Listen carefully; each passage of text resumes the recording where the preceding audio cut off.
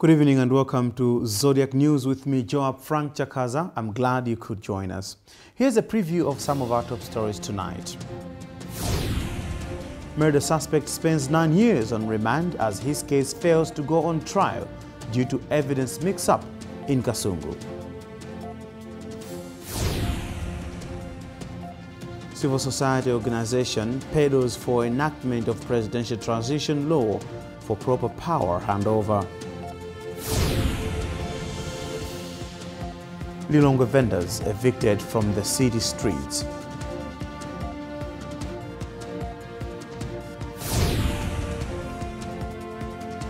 Authorities pushing for law reforms to reduce housing wars in the country's cities.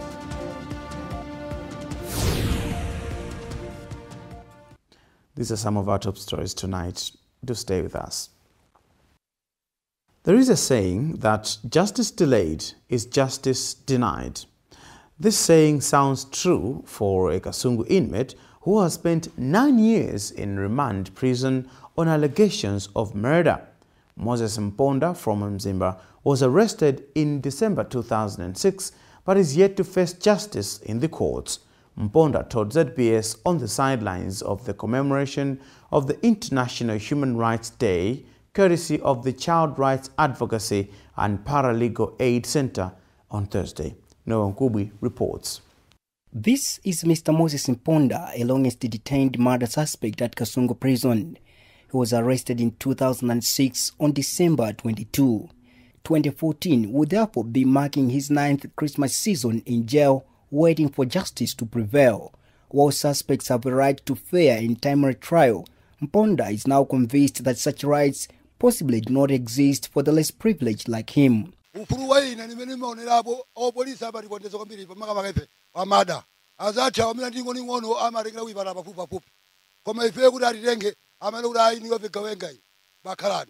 says as a homicide suspect on remand, his rights are violated even with those entrusted to protect him. He has not been able to access adequate health care at the prison until recently when the new officer in charge was posted to Kasungu prison.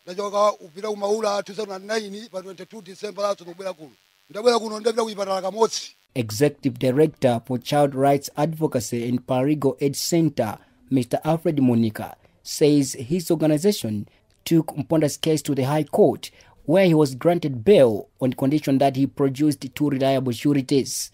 However, Mponda says he could not trace any, hence his continued detention. What we are doing, we are working with our colleagues from Legal Aid Department that once the courts resume, then we should be able to apply to the court to revisit or to vary the conditions that maybe he should be released on only surety, because he hasn't been able to trace any surety, though we tried tooth and nail to find the sureties, but we can't just manage.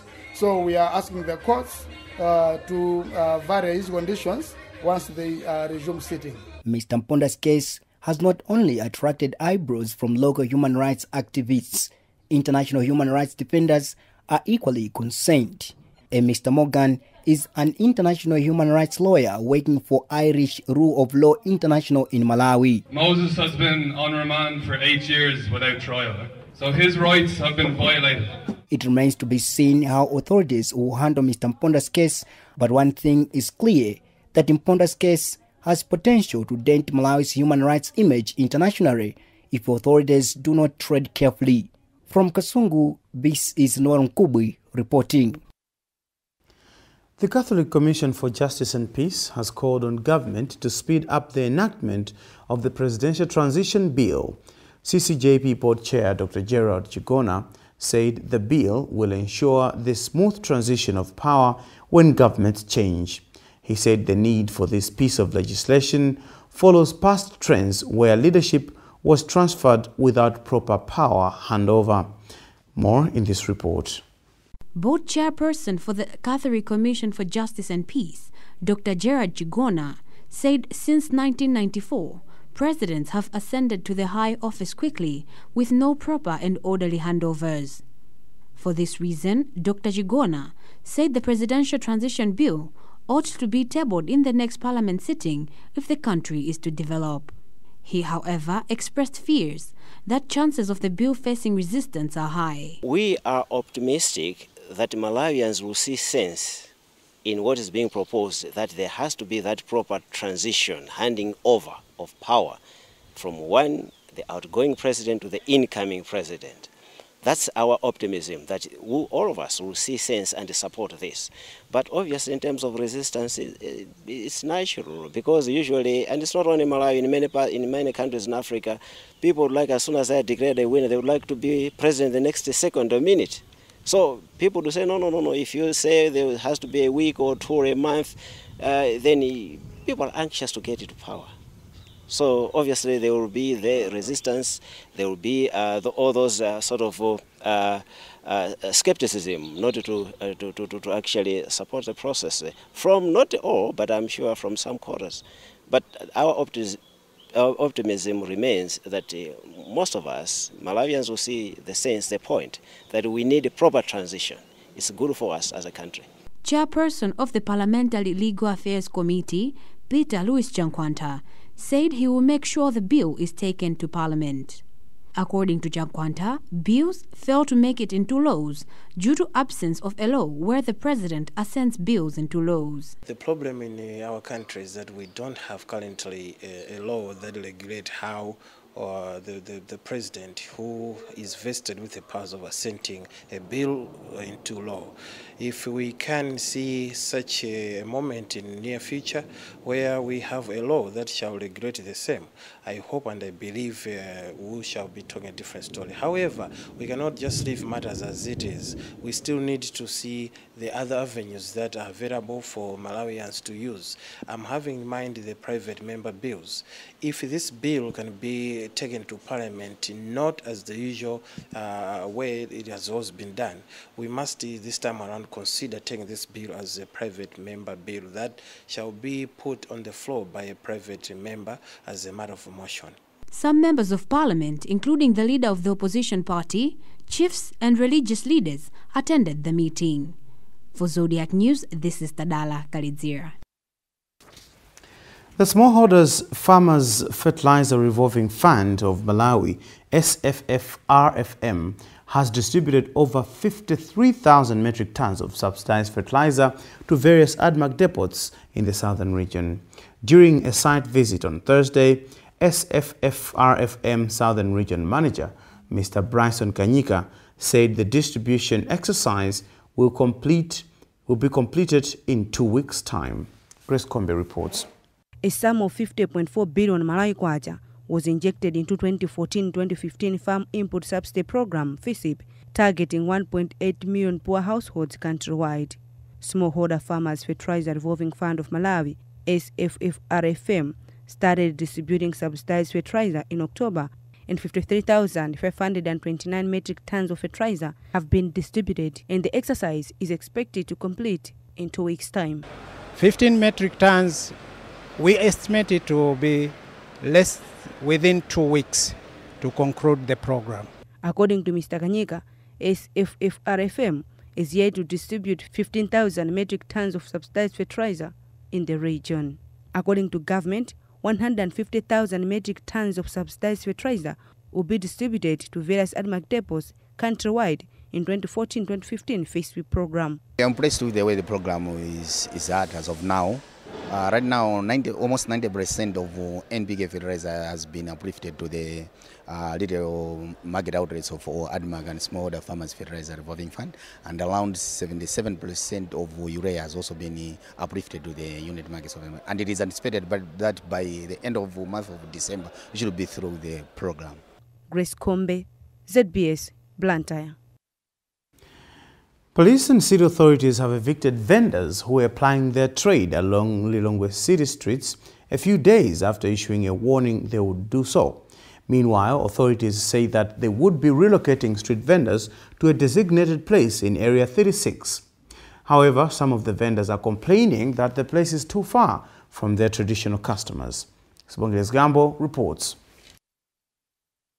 Lilongwe was the only remaining city entertaining street vending, and this was increasingly attracting public uproar. Street vending was blamed for growing levels of crime and untightness. But on Friday, the council lived up to its word by peacefully moving the vendors out of the streets. With the flea market almost running out of space and being reconstructed after a fire some months ago, the vendors have been relocated to different sites within the city, while city officials ponder a long-term plan on how to accommodate them. Meanwhile, in Lilongwe, in most of the streets, there is heavy presence of police mobile service to ensure there is peace and calm. For ZBS, this is Sibongile Ziambo reporting. Meanwhile, local government authorities say they are pushing for law reforms to allow people to purchase fairly priced flats in a bid to reduce lack of proper housing in the country's cities. Director of Planning at Lilongwe City Council, Hilary Kamela, told Zodiak that currently the law does not provide for the purchase of individual housing units by various people on one building. Mr. Kamela explains. We are relying more and more on the private sector. We have to do the planning. We do the planning. We do the facilitation of those. We provide the framework within which that is possible. We are even pushing forward for what is called the condominium law as of now, because when you look at high-rise buildings, some people would like to put up a block of flats and sell them as individual units, which currently is a challenge, because currently it's like the one who owns the plot also owns the structure. It would be difficult for you to sell an individual apartment within the block of flats, because the law does not provide for that. So now with this push for high-rise residential units, we are also pushing for an amendment to the law so that it should also provide for that possibility for people to be able to buy an individual flat within a block of flats. So everything that we are doing is actually working towards multi-unit housing, multi-story residential flats, and so on and so forth. Mr. Hilary Kamela, Director of Planning at Lilongwe City Council. A reminder that you're watching the news on Zodiac Television live from our studios in Lilongwe. We have more news after the break.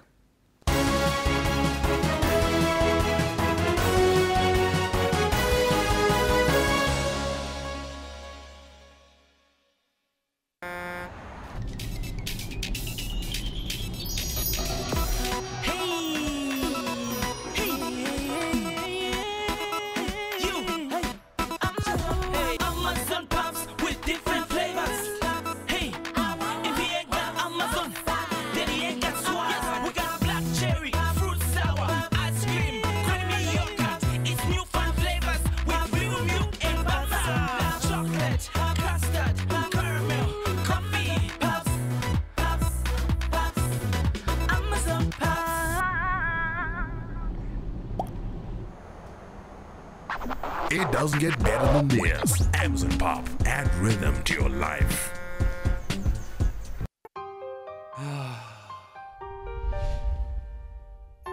We all need and deserve to be loved, and it's not a crime to look for love. You're not breaking any law looking for love from a familiar person of your choice. So why hesitate? Get to the bridge and Zodiac will help you cross. The Bridge is a Zodiac television production, bringing people that are meant for each other closer. Let the bridge beat that challenge of proximity for you. To participate in the Bridge television program, drop your pictures and information at Zodiac Broadcasting Station offices in the following locations across Malawi. For more information, contact 0991 525252.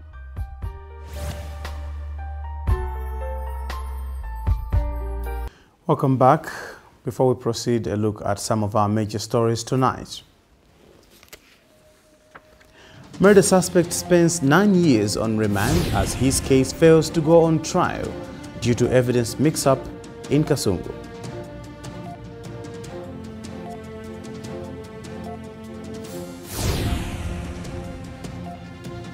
Civil society organization peddles for enactment of presidential transition law for proper power handover. Lilongwe vendors evicted from the city streets.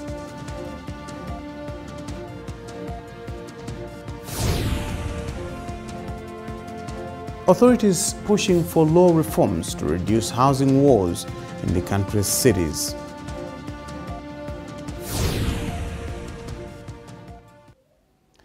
The Malawi Human Rights Youth Network said it is not satisfied with the involvement of young people in local government structures, which officials say is paralyzing efforts of empowering the youth. The network's Southern Region Coordinator, Mr. Masao Gotawe, said this during a youth meeting on Thursday in Blantyre, and he noted that there is little commitment from government in ensuring that young people are taking part in all development projects. Grace Kombe spoke to Mr. Tawe. This is a consultative meeting. We are meeting our fellow youth within the southern region so that we can hear their views concerning this project, so that they should be actively participating in this. The project is to empower the youth in local governance structures. You know, we have different structures in the local governance, but then the youth are not participating. So we want the youth to participating fully. Malawi Human Rights Youth Network Southern Region Coordinator Mr. Masao Gotawe. Government says Malawi is prospecting production of power using coal, which is expected to contribute over 300 megawatts to the national grid. The Director of Energy, Gideon Nyirongo, said this during an interface with staff in the Ministry of Mines, Environment and Energy. He said a feasibility study jointly done with Vale at Kamwamba in Neno shows that the area has coal. Nyirongo explains.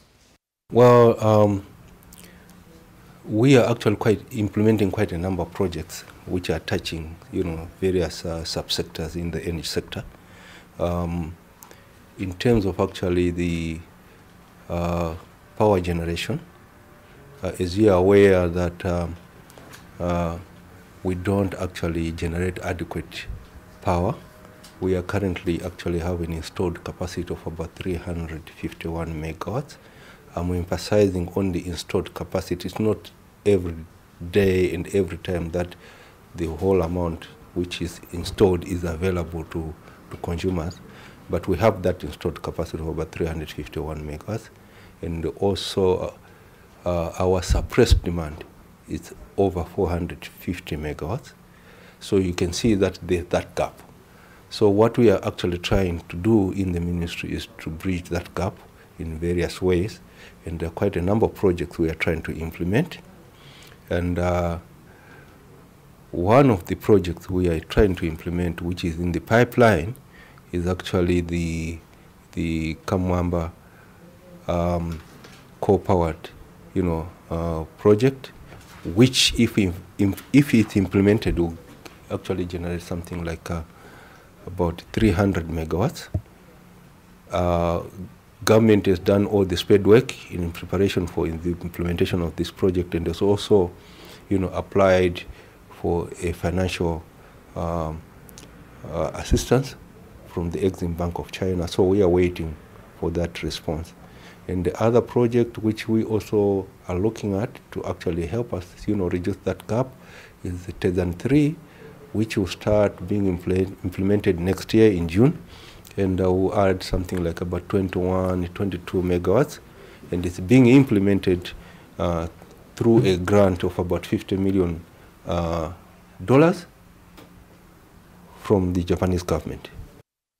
Gideon Nyirongo, Director of Energy and Mining. Let's now move to international news.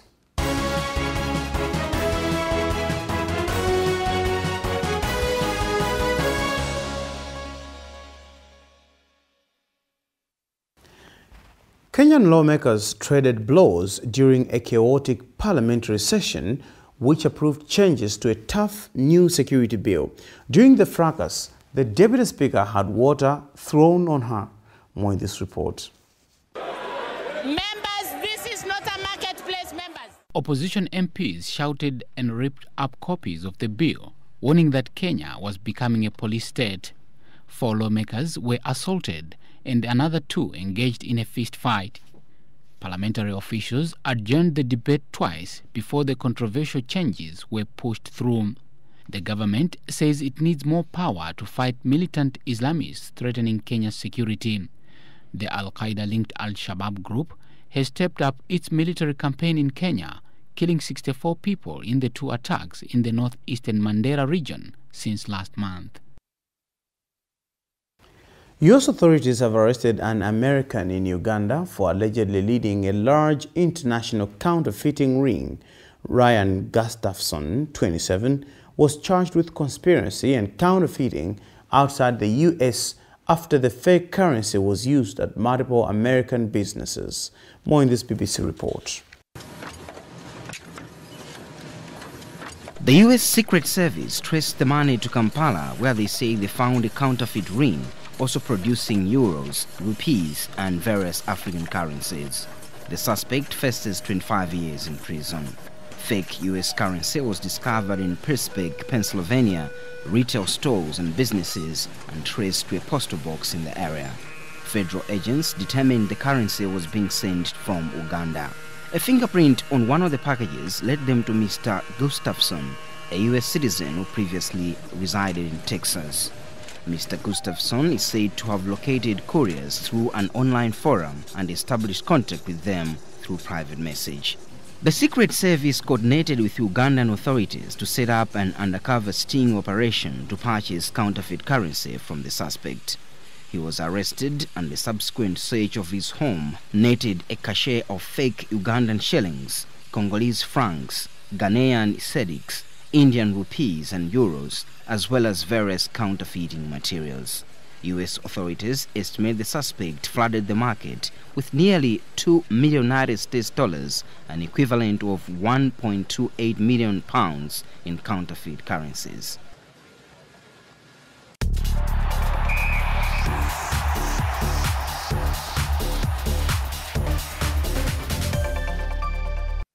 Let's now move to sports news. And in sports news today, Liverpool boss Brendan Rodgers compares Raheem Sterling to Arsenal's Alexis Sanchez after his side's 3-1 Capital One Cup quarter-final win at Bournemouth. The makeshift striker scored twice, either side of Lazar Markovic's precise finish to give the Reds a 3-goal lead over the championship leaders before Dan Gosling bundled in a consolation goal for the Cherries. Liverpool, who were heavily linked with Chilean World Cup star Sanchez before he opted to join Arsenal in the summer, will now face Chelsea in a 2-leg semi-final in January.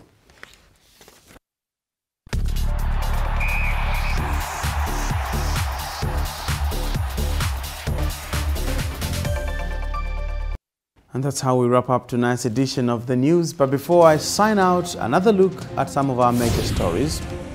Murder suspect spends 9 years on remand in Kasungu as his case fails to go on trial due to evidence mix-up. Civil society organization peddles for enactment of presidential transition law for proper power handover. Lilongwe vendors evicted from the city streets.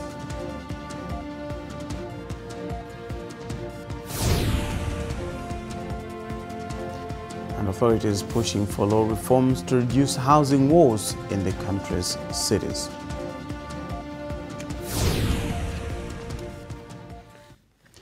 And it's on that note that we have to say goodbye. I am Joab Frank Chakaza, and from me and the team, thank you for being there and have a lovely, lovely weekend.